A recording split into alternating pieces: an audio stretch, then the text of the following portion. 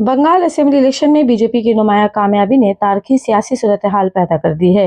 बंगाल में बीजेपी ने पहली बार हुकूमत बनाई है और शुभेंदु अधिकारी बीजेपी के पहले वजीर आला के तौर पर अपने ओहदे का हल्फ लिया है। लेकिन अफसोसनाक बात यह है कि स्टेट कैबिनेट में आज़ादी के बाद ये पहला मौका होगा जब कोई भी मुस्लिम वजीर शामिल नहीं होगा।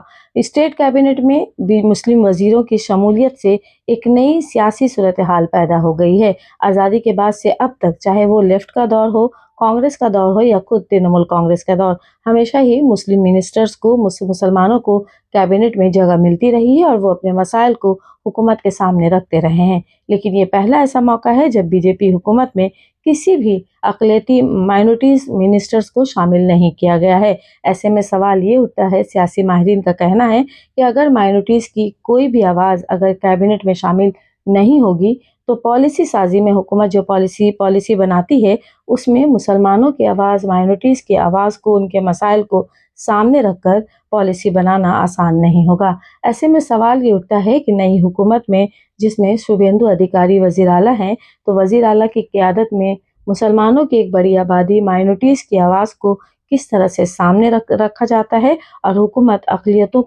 अक़लियतों के मसाइल को हल करने में कितना काम करती है, ये देखना अहम होगा।